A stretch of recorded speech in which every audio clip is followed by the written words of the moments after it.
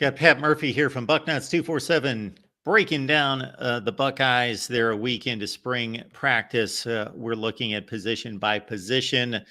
Emeka Abuka had an enormous 2022 season. Of course, he was nicked up last year, still had some decent numbers, 41 catches. The play that comes to mind, not to highlight one play, but we saw how important the first score of the game was in Ann Arbor. And very early in the game, they threw him a slant on, I think, the first drive. It was the first drive, and it was the third play of the game. It was like a 3rd and 5.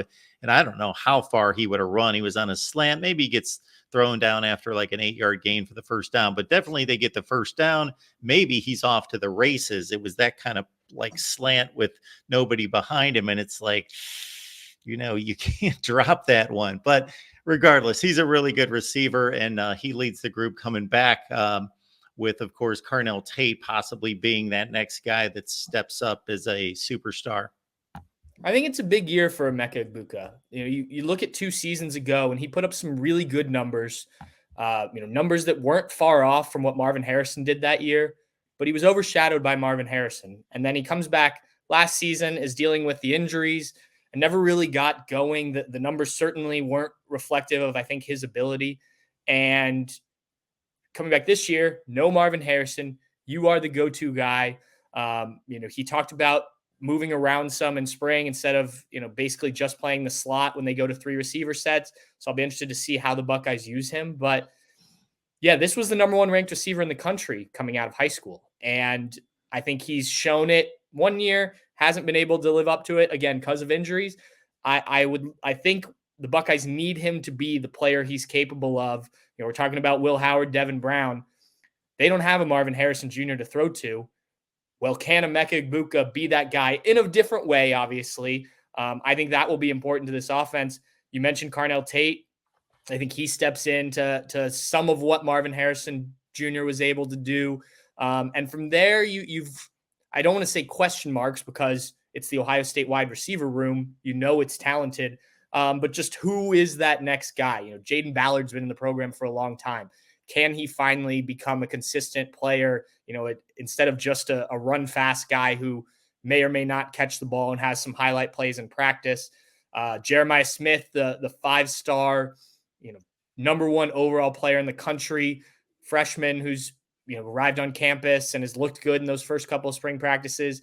Is he everything advertised, and can he do enough to earn himself a role early on? There's been a lot of good Ohio State receivers that have come through. Not all of them have played early. So I think it will take a lot, but he has the talent to do that. I could go on listing names here for quite a while. Brandon Innes as a slot guy.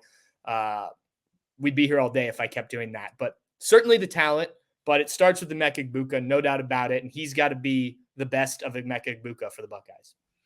And that's one of the reasons why you just don't say, okay, we got 2 5-star wide receivers, we're good to go, and then we can complement them. No, there are guys that get hurt. There are guys that don't turn out. And so when you layer them like they have at the wide receiver position, and it's usually turned out for all of them pretty much, that even if it doesn't, well, you just go to the next guy. And that's what the situation they've got. But a lot of unproven guys. But like you say, it's not that they've been a disappointment. They're just fresh to the playing field. And of course, Carnell Tate had the most targets and receptions last year. But they say Jeremiah Smith is just like, from other media people that covered him and were hoping he would land somewhere else. I just hear that, wow, he's going to be something else. All right. Tight end, of course, doesn't get a whole lot of attention in the passing game, but Cade Stover was one of the best. He moves on. The Ohio transfer comes in. He's listed, I believe, on the depth chart as the number 1 guy. Will Kasmerick, if I'm pronouncing that correctly. And then, of course, G. Scott's a monster as a physical specimen. And then you got Jelani Thurman. So it looks like they've got 3 deep at tight end.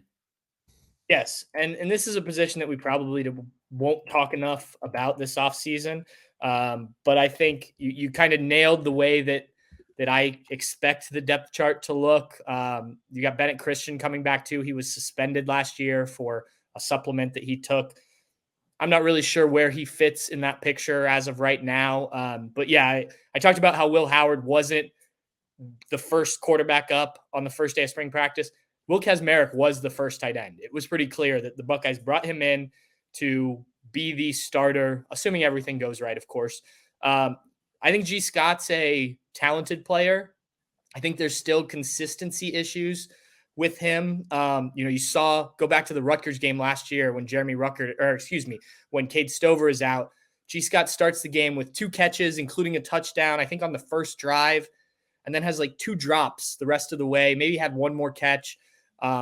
This was a receiver who was really talented coming out, had to work on the blocking side when he moved to tight end. So, it's just, I think about consistency for him and can he do it? Can he bring it at the level he's capable of every play? Jelani Thurman has all the receiving talent in the world. Size-wise, he should be an effective blocker, but that part of the game is still a work in progress, or at least it was last season, which is why you didn't see much of him.